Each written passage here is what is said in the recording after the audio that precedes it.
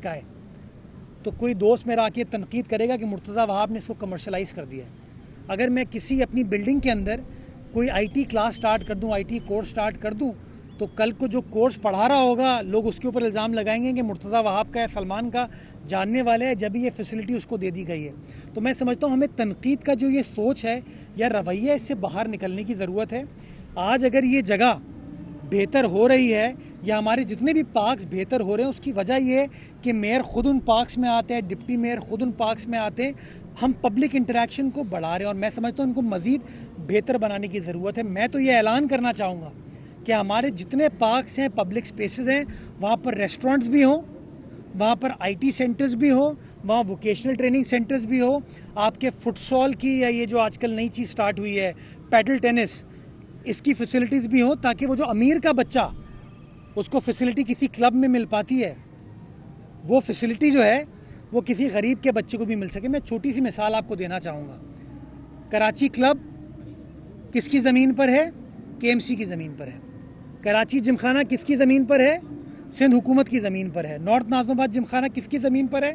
KMC की ज़मीन पर है। इन तमाम क्लब्स के अंदर मेंबरशिप की फ़ी ली जाती है और अच्छी फ़ी ली जाती है और एक अच्छी फैसिलिटी वो अपने मेम्बरान को देते हैं जहाँ पे लोग आके इंजॉय कर सकते हैं, सुकून कर सकते हैं। यही चीज़ अगर आज मुर्तज़ा और सलमान KMC स्पोर्ट्स कॉम्प्लेक्स में करना शुरू कर दें तो आप लोग तनकीद करना शुरू कर देंगे कि देखो यार क्या कर दिया। आप कंपेयर करते हैं कि किसी क्लब की जिसकी 25 लाख रुपए मेंबरशिप है कि वो क्लब उतना ही अच्छा चलेगा KMC स्पोर्ट्स कॉम्प्लेक्स जिसकी मेंबरशिप फ़ी जो है शायद 17 या 18 हज़ार रुपये। तो कहीं ना कहीं हमें थोड़ी सी चीज़ों को बैलेंस आउट करने की ज़रूरत है।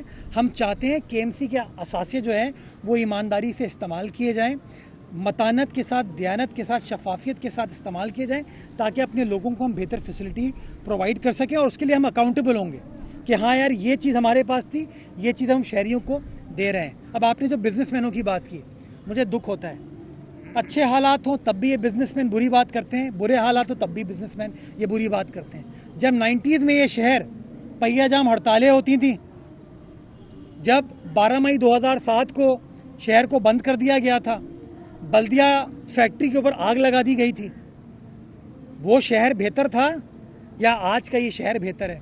मजाल थी किसी को उस ज़माने के मेयर से इस तरह के सवाल पूछ पाता या कभी वज़ीर आला से या किसी वज़ीर से सवाल पूछ पाता? आपको पता है कहाँ कहाँ हाज़िरी हो जाती थी उस ज़माने में। आज वो हालात नहीं है।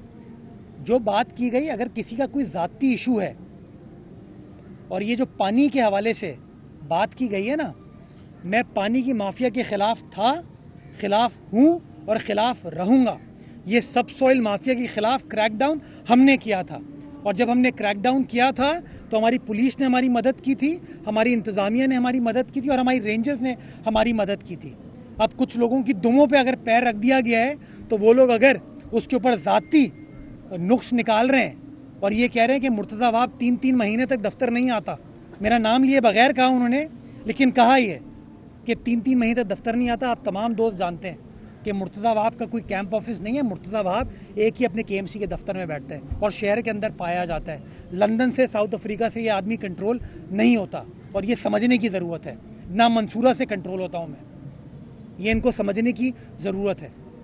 तो जब भी कोई शख्स बोल्ड फैसले करता है ना, तो उसके ख़िलाफ़ इसी तरह की साजिशें बदकिस्मती के साथ की जाती हैं। मैं बड़ा वाज़े तौर पर ये कहना चाहता हूँ, ना गलत काम किया है, ना गलत काम का हिस्सा बनेंगे, ना किसी को गलत काम करने देंगे। सियालकोट के बिजनेसमैनों ने, मैं अप्रिशिएट करता, सलाम करता हूँ उनको, और ये मेरा TV पे चलाइएगा। कराची का कोई बिजनेसमैन मुझसे नाराज़ होता है, हो जाए नाराज़। मेरी लॉयल्टी इस मट्टी के साथ है, किसी बिजनेसमैन के साथ नहीं है।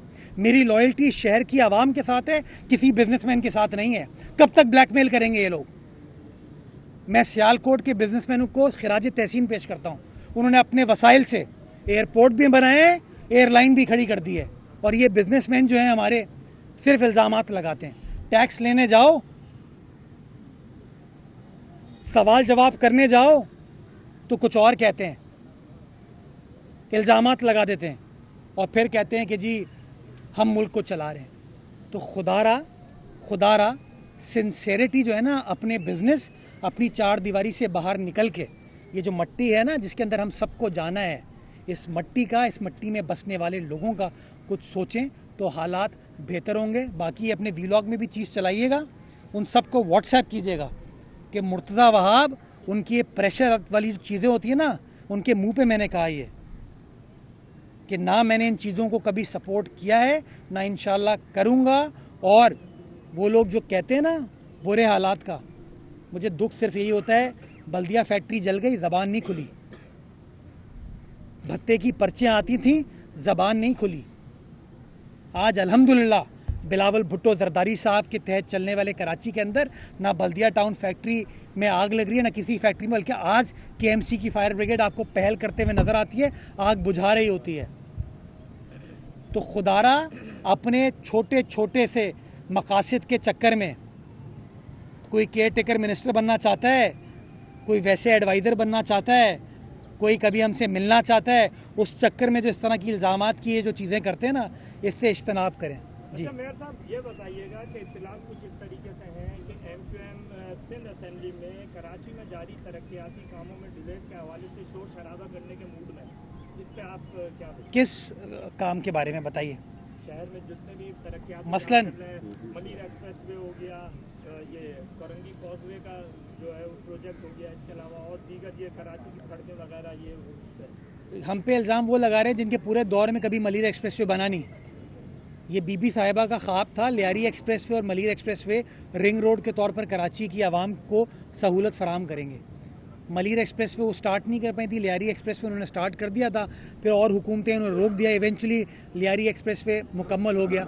आज एमक्यूएम ने मलिर एक्सप्रेसवे पे काम स्टार्ट नहीं किया, आज पीपल्स पार्टी है जो कि मलिर एक्सप्रेसवे के ऊपर काम कर रही है। उसका पहला फेज़ जो कि कयूमाबाद से शाह फैसल कॉलोनी तक जाएगा, वो इंशाल्लाह 31 दिसंबर तक मुकम्मल हो जाएगा। कल मैं ख़ुद उसका विज़िट भी करूंगा ताकि तमाम चीज़ों को ख़ुद देख सकूं। और जो दूसरा फेज़ जो कि काठोर तक जाएगा, वो टारगेट है कि अगले साल 14 अगस्त तक हम उसको कंप्लीट करें। कोरंगी कॉजवे का संगे बुनियाद मैंने, सलमान ने गालिबन आज से कोई 9 महीने पहले रखा था, 24 महीने उसका शेड्यूल टाइम है, 24 महीने। तो अभी तो 24 महीने मुकम्मल नहीं हुए। अच्छा, और कौन सा आपने कहा? रेड लाइन मंसूबा शर्जील मेमन साहब की मिनिस्ट्री उसको चला रही है, एक कंपनी है ट्रांस कराची वो चलाती है। उसके अंदर कुछ तकनीकी मसाइल थे जिसकी वजह से वो इल्तवा का शिकार हुआ। शर्जील मेमन साहब भी चाहते हैं वो प्रोजेक्ट तेज़ी से चले, मैं भी चाहता हूँ वो प्रोजेक्ट तेज़ी से चले। हम सब चाहते हैं कि लोगों को जो यूनिवर्सिटी रोड से गुजरते हैं, उसको इस्तेमाल करते हैं, उनकी जो तकलीफ़ हो, ये मसला हल हो। इस तनकीद को मैं एक्सेप्ट करता हूँ कि ये तनकीद बजाए, लेकिन एमक्यूएम के इस इशू रेस करने से मसला हल नहीं होगा।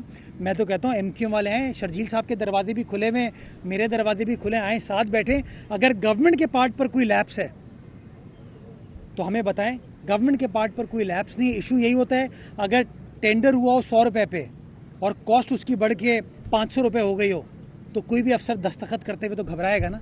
और वो घबराते इसीलिए हैं कि कुछ लोगों ने कहा था घबराना नहीं है। नहीं, ये एमक्यूएम ने नहीं कहा था, एमक्यूएम ने तो कहा घबराओ, एमक्यूएम ने तो कहा डरो।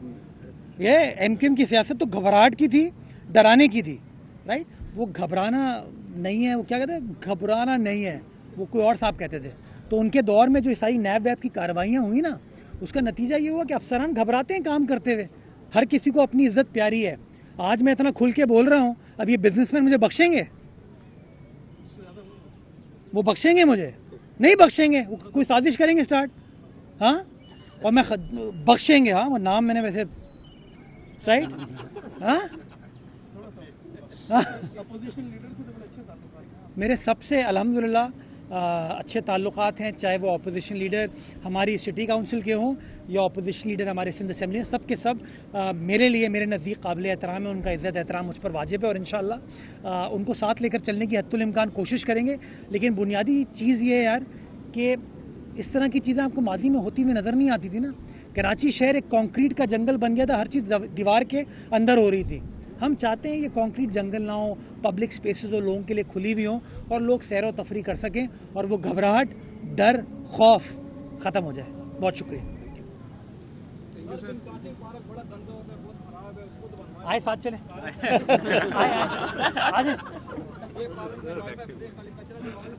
आजे साथ आ जाए, चलते हैं।